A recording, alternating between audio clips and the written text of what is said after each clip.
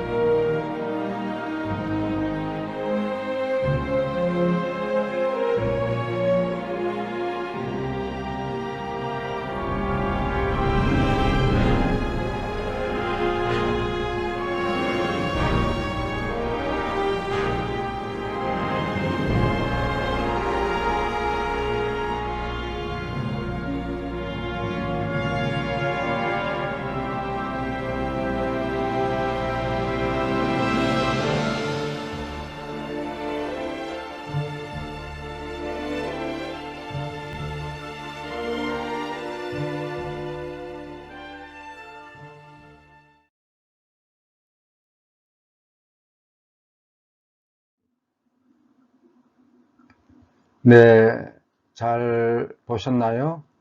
참 아름다운 지구입니다. 그런데 이 지구가 점점 병들어 가고 있습니다. 아니, 심각한 중병에 이미 걸렸다는 것이 전문가들의 진단입니다. 이제 강력한 처방으로 치료하지 않으면 영영 회복 불가능할지도 모른다는 걱정이 앞섭니다. 유럽은 이미 탄소세를 법제화하여 대응에 나서고 있고 2050년까지는 우리나라도 탄소 중립을 실현하겠다고 공약하고 있습니다. 창조 질서 보존은 그야말로 발등에 불이 떨어진 이 시대의 가장 핫한 이슈라고 해야 되겠죠. 이제 창조 질서 보존에 대해서 함께 살펴보도록 하겠습니다. 네, 프란치스코 교황님은 이미 2015년에 회칙 참의받으소서를 공포하시면서 이 창조 질서가 처한 위기 상황을 구체적으로 진단하고 우리의 어머니요 누이인 지구를 살리기 위해 전 인류가 노력하자고 호소를 하신 바 있죠. 참의받으소서 반포 5주년을 기념하여 전 교회가 함께 참의받으소서 주간을 지내면서 피조물을 위한 기도를 시작하였고, 나아가 교황님은 매년 9월 1일을 피조물 보호를 위한 기도의 날로 제정하시고 성 프란시스코 대축일까지 한 달여 기간을 창조 시기, 즉 피조물을 위한 기간으로 제정하셨습니다. 모든 그리스도인들, 특히 우리 프란시스칸들에게 있어 이 기간은 특별한 기간이라고 하지 않을 수 없습니다. 매년 9월 1일부터 피조물 보호를 위해 기도하고 생태적 삶을 실천함으로써 사부 프란시스코의 주기를 경축할 수 있기를 소망해 봅니다.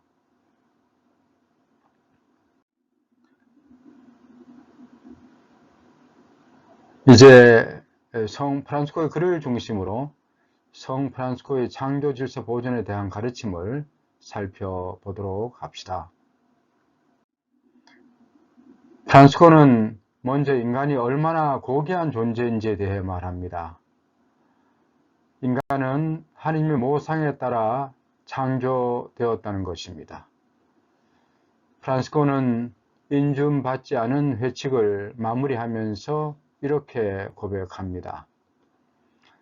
하늘과 땅의 임금이신 주님, 당신의 거룩한 뜻에 따라 그리고 당신의 외아드님을 통하여 성령과 함께 모든 영신적인 것과 육신적인 것을 창조하셨으며 당신의 모습대로 그리고 비슷하게 만드신 저희를 나군에 두셨으니 바로 당신 자신 때문에 당신께 감사드리나이다. 그런데 저희는 저희의 탓으로 추락했나이다. 요약하면 우리 인간 창조는 삼위일체이신 하느님의 작품이라는 것과 우리 인간을 영과 육으로 창조하시는데 당신의 모습대로 그리고 비슷하게 만드셨다는 것입니다. 그 모습대로 낙원에서 살게 하시는데 어찌 감사드리지 않을 수 있을 것인가 하는 거죠. 그런데 우리 탓으로 인간은 추락할 수밖에 없었음에 안타까워합니다. 영적인 권고 5번에서는 이 사람의 창조에 대해 좀 더 구체적으로 표현하고 있습니다. 오 사람이여, 주 하느님께서 육신으로는 사랑하시는 당신 아들의 모습대로 그리고 영으로는 당신과 비슷하게 그들을 창조하시고 지어내셨으니 주 하느님께서 그들을 얼마나 높이셨는지 깊이 생각해 보십시오.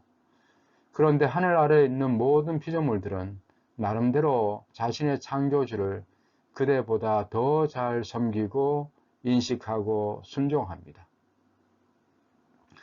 앞서 말한 대로 삼위일체이신 하느님께서 사람을 영과 육으로 창조하시되 육은 당신 아들, 즉 성자의 모습대로, 그리고 영은 성자와 비슷하게, 즉 성자의 영이신 성령과 비슷하게 창조하시고 지으심으로써 우리를 성자와 동급으로 높이셨다는 것을 말하고 있습니다. 그렇게 고귀한 존재로 창조된 인간이지만 다른 피조물들이 창조주 하느님을 인간보다 더 잘 섬기고 인식하고 순종한다고 하면서 우리 인간이 하느님을 더 잘 섬기고 인식하고 순종하지 못함이 얼마나 안타까운 일인지 거듭 이야기를 하고 있습니다. 따라서 프란시스칸 인간관을 이렇게 요약할 수 있습니다. 우리 인간은 하느님의 모상이다. 육신은 예수님의 모습을 닮았고 영은 예수님의 영과 유사하다. 말하면 주님의 영, 성령이죠. 성령과 유사하다. 이렇게 하나님의 모상에 따라서 육신과 영으로 창조된, 고귀하게 창조된 이 인간이지만 우리의 죄와 악습으로 추락하게 되었고, 따라서 우리 인간이 구원받는다는 것은 다른 것이 아니라 바로 하나님의 모상성을 다시 회복해서 원래의 하나님께서 창조하신 모습대로 돌아가서 낙원에서 살게 되는 것. 이것이 우리 인간이 구원되는 길이다. 그렇게 이야기할 수 있겠습니다. 아시시 프란치스코는 역사상 그 어떤 성인보다 피조물과 절친했던 성인으로 알려져 있죠. 그가 피조물들을 그렇게 사랑하고 친구처럼 대한 이유는 무엇일까요? 그냥 예뻐서 아름다워서가 아니라 피조물을 통해서 하느님의 지혜와 힘과 선을 관상할 수 있었기 때문이죠. 피조물 자체의 아름다움은 바로 그 창조주이신 하느님의 아름다움이고 지혜고 선의 결과이기 때문입니다. 성인의 첫 번째 전기 작가인 토마스 첼라노는 제1생의 80번에서 이렇게 이야기하고 있습니다. 과연 누가 하느님의 소유인 모든 피조물에게 품었던 그의 위대한 사랑을 표현해 보일 수가 있겠는가? 삼라만상에서 창조주이신 하느님의 지혜와 힘과 선을 명상할 때 그가 즐긴 그 감미로운 느낌을 누가 말로 할 수 있으리요?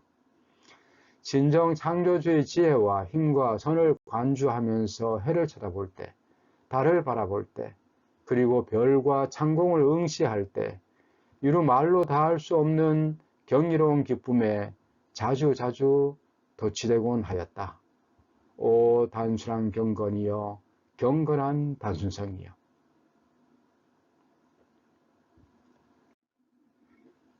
그래서 그는 모든 피조물을 형제로 여겼습니다. 예수님의 모습을 지닌 모든 사람은 물론이고 하느님의 모습을 지닌 모든 피조물이 그에게는 형제일 수밖에 없었습니다. 피조물들이 우리 인간을 위한 도구로 착지되지 않고 함께 같은 피조물로서 형제를 나누며 함께 하느님께 감사와 찬미를 드리는 존재라는 것이죠. 피조물들이 그러하다면 그리스도의 모습에 따라 더 고귀하게 그리스도의 형제로 만드신 사람들이야말로 모두 같은 형제요 연인이라는 것이죠. 성 보나벤투라는 성인의 대전기 9장에서 이렇게 이야기를 합니다. 그의 부드러운 사랑은 그를 모든 피조물의 형제가 되도록 하였다. 그렇게 만드신 분의 이미지를 지니고 있으며 창조주의 피로써 구원된 사람들과 그를 더 한층 가까이 결합시킨다는 것은 놀라운 일이 아니다. 그는 만일 자신이 그리스도께서 구원하신 영혼들을 사랑하지 않는다면 자신을 그리스도의 연인이라고 생각지 않으려 했다. 그래서 프란치스코는 창작가이신 하느님을 찬미합니다. 피조물들을 바라보며 늘 아름다움 자체이시고 선 자체이신 하느님을 바라보고 감사와 찬미를 드립니다. 그리고 만나는 모든 사람들과 모든 피조물들에게 이렇게 좋으신 선이신 하느님을 찬미하자고 초대합니다. 토마스 셀라는 제2생의 165번에서 이렇게 이야기합니다. 그는 창작가이신 그분을 찬미하였다. 피조물들에게서 무엇을 발견하든 그는 그것을 창조주와 관련시켰다. 그는 주님의 손에서 빚어진 모든 작품 안에서 즐거워하였고 유쾌한 사물들의 배후의 뜻을 살핌으로써 그 사물들에게 생명을 부여하는 이성과 원인을 보았다. 그는 아름다운 사물들 안에서 아름다움 자체를 보았다. 모든 사물들이 그에게는 선이었다. 그들은 우리를 만드신 분은 가장 좋으신 분입니다 라고 그에게 외쳤다. 그분의 발자국이 서려 있는 사물들을 통하여 그는 어디서나 사랑이신 그분을 따라갔다. 그래서 나온 것 중에 유명한 것이 바로 태양의 창가로 알려진 피조물 창가입니다. 나중에는 사람들 간의 용서와 화해에 대해서, 그리고 우리 누이인 죽음에 대해서도 이 찬미의 노래를 덧붙입니다.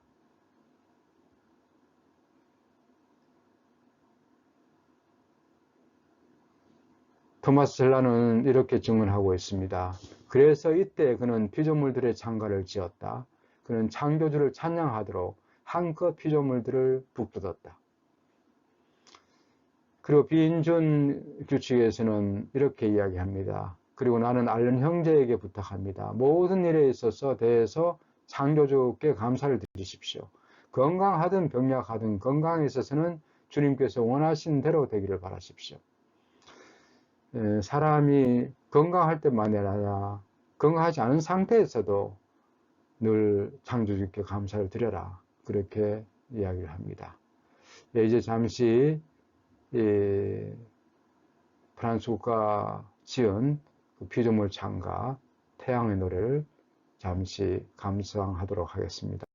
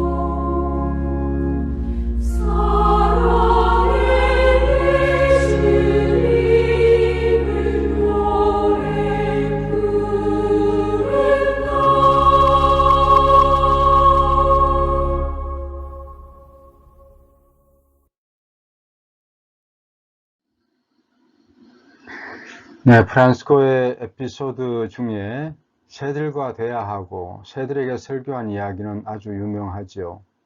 그 설교의 내용은 다름 아닌 창조주 하느님을 찬양하는 새들에게 우리도 하느님 찬미할 수 있도록 잠시만 좀 조용히 해달라는 내용이었습니다. 참 아름다운 이야기죠. 성 보나벤투라는 대전기에서 이렇게 이야기를 합니다. 우리 자매인 새들은 그들의 창조주를 찬양하고 있습니다. 우리도 그들 속에 들어가 성물들을 드리며 하느님을 찬미하는 노래를 부릅시다. 자매들이여 찬양받을 권리를 가지신 하느님께 우리가 찬양을 드릴 때까지 지적이지 말아다오 라고 말하자 새들은 곧 조용해졌으며 동료들이 성물들을 바칠 넉넉한 시간을 가지고 또 찬미를 다 바치고 난 후 프란치스코가 다시 그들에게 노래하길 허락할 때까지 그들은 그대로 있었다. 그 뒤 새들은 일상처럼 노래하기 시작했다. 다시 정리해 본다면 사람과 모든 피조물의 창조는 삼위일체이신 하느님의 공동 작품입니다. 특히 사람은 육으로는 그리스도의 모습대로 또 영으로는 주님의 영과 비슷하게 창조된 존재입니다. 그 정도로 고귀한 존재라는 거죠. 따라서 사람은 모든 피조물들과 함께 하느님을 찬미하는 것이 본연의 의무다. 그렇게 프란치스코는 생각을 하고 있습니다. 자, 그렇다면 우리가 창조 질서 보존을 위해 그 원상태의 회복을 위해서 무엇을 할 수 있고 또 해야 될까요? 프란치스코는 먼저 우리가 십자가를 지는 사람이 되어야 한다고 말합니다. 모든 사람에게 순종하고 사랑으로 희생하고 불편을 감수하는 것이 창조 질서 보존을 위한 첫 번째 자세요 과제라는 것입니다. 우리의 자금과 겸손이 창조 질서 보존의 밑바탕이 되어야 합니다. 남들에게 이렇게 해야 한다, 저렇게 해야 한다 할 것이 아니라 우리가 먼저 솔선수범해야 합니다. 우리가 더 낮아지고 작은 자가 되어야 합니다. 그것이 창조 질서 보존의 숨겨진 바탕입니다. 예수님이 가장 비천하고 낮은 사람으로 말구유에서 탄생하신 그 육하와 또 당신을 온전히 내어주시는 성체성사와 십자가상의 죽음이야말로 바로 이 창조 질서 보존을 위한 구체적인 방법이었습니다.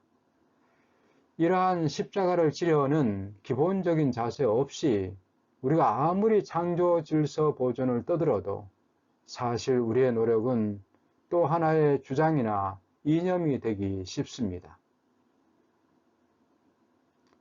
그래서 프란치스코는 신자들에게 보낸 두 번째 편지에서 이렇게 이야기를 합니다. 우리는 절대로 다른 사람들 위에 있기를 바라서는 아니 되며 오히려 하느님 때문에 모든 인간 피조물의 종이요 아래 사람이 되어야 합니다. 모든 인간 피조물의 종이요 아래 사람이 되어야 한다. 비슷한 맥락에서 인준받지 않은 해치 16장에서 이렇게 이야기합니다. 한 가지 방법은 말다툼이나 논쟁을 하지 않고 하느님 때문에 모든 인간 피조물에게 아랫사람이 되고 자신들이 그리스도인임을 고백하는 일입니다. 프란치스코는 우리 인간이 추락한 그 인간의 본성을 하나님의 모상성을 회복하는 방법으로서 십자가를 지는 것을 이야기하는 거죠. 다른 사람보다 아래에 들어가기를 바랍니다. 그렇게 해야만 된다고 하는 거죠. 예수님이 했듯이. 그래서 모든 인간 피조물의 종이요 아래 사람이 되어야 한다는 것. 이것이 창조 질서 보존을 위한 첫 번째 방법이라고 이야기할 수 있겠습니다. 두 번째는 창조 질서 보존을 위해서 우리가 할 수 있는 것은 찬미의 삶입니다. 어떠한 처지에 서든 간에 찬미의 삶을 살아가는 것입니다. 우리는 기쁘고 행복한 상황에서는 감사와 찬미를 쉽게 드리지만 역경이나 고통, 병고, 십자가를 져야 하는 처지에서는 감사와 찬미보다는 불평과 비난을 하기가 쉽습니다. 프란치스코는 앞에서도 봤듯이 병 중에 있는 형제에게도 또 죽음에 임박한 형제에게도 찬미와 감사를 드리라고 말합니다. 어떠한 처지에서든 참미의 삶을 살아가는 사람은 자신의 삶으로 다른 사람들도 참미의 삶을 살아가도록 초대하게 됩니다. 그뿐만 아니라 모든 피조물들에게 하느님을 찬미하는 아름다운 모습을 발견하게 되고 또 그 피조물들과 함께 하느님을 찬미하게 됩니다.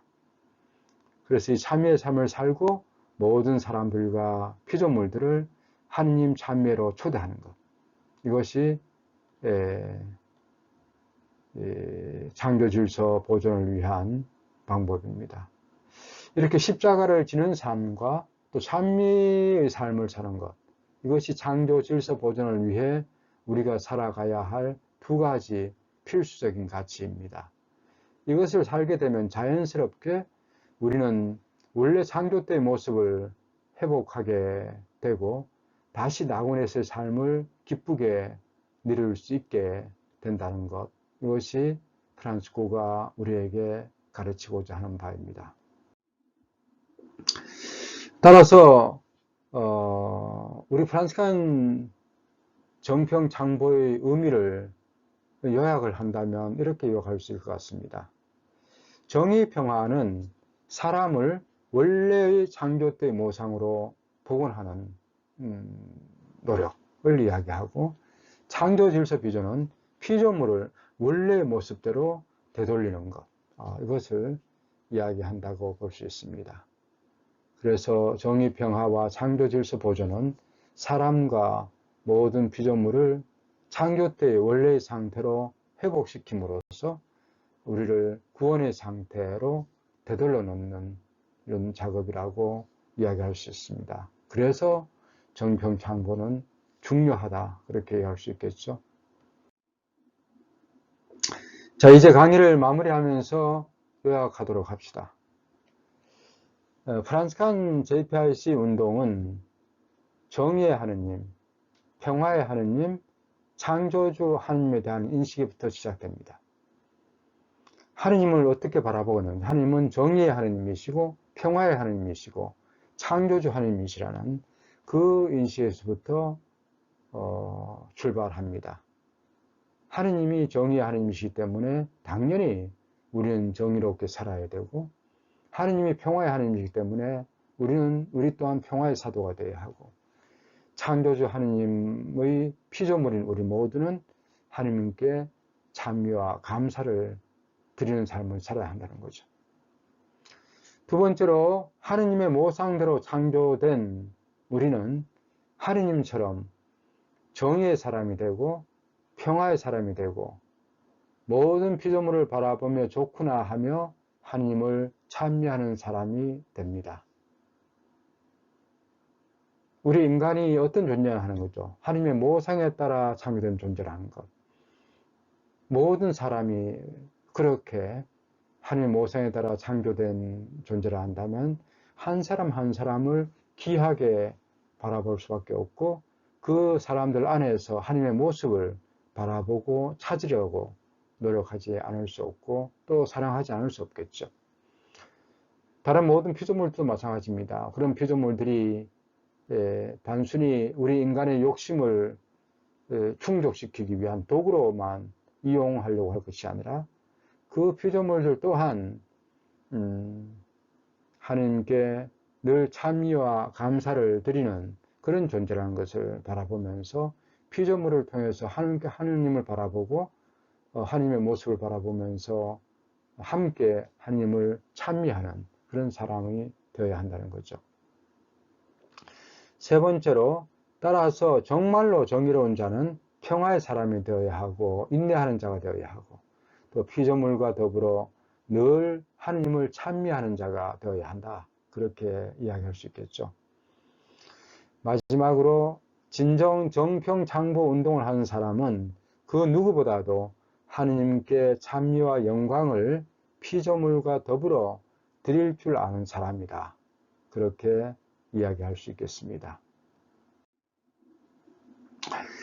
마지막으로 우리 제수 프란치스코 회는 회칙과 회원에서 이 정평창보를 어떻게 가르치고 있는지 보도록 하겠습니다. 회칙 제18조는 이렇게 이야기합니다. 회원은 지극히 높으신 분의 표지를 지닌 다른 피조물, 곧 생물과 무생물에게까지 존경심을 표현하고 남용하려는 유혹을 극복하며 프란치스코께서 지녔던 보편적 형제의 정신을 지니도록 힘써야 한다. 회원 제18조 사항에서도 이렇게 이야기를 합니다. 환경론자들의 주보이신 성 프란치스코의 모범을 따라 회원은 오염과 자연 파괴를 막고 인간에게 위협이 되지 않는 생활 및 환경 조건을 위한 노력에 공동 협력하면서 창조 질서 보존에 적극적인 노력을 기울여야 한다. 설명이 필요 없겠죠. 모쪼록 우리 모두가 생태적 회심을 통해 매일의 삶 안에서 보편적 형제의 정신과 창조 질서 보존에 적극적 노력을 기울이면서 늘 참여의 삶을 살아갔으면 좋겠습니다. 이렇게 창조 질서 보존의 삶을 충실히 살아갈 때 우리 자신의 구원은 물론이고 이 지구도 다시 원 상태로 살리게 되는 그런 결과를 가져올 수 있으리라 믿습니다. 이제 8월 한 달 아주 무덥고 또 코로나도 기승을 부리고 있는 이런 때 여러 가지로 힘이 드는 이런 시간이죠. 이것이 바로 이런 기후변화와 또 코로나 같은 이런 바이러스들은 바로 우리가 생태적 회심을 어떻게 해야 하는지 또 왜 창조 질서 보존을 위한 노력을 해야 하는지를 가르치는 표징이라고 생각합니다. 모쪼록 8월을 보내고 9월 1일부터는 모든 피조물을 위한 기도의 날을 시작하면서 9월 한 달은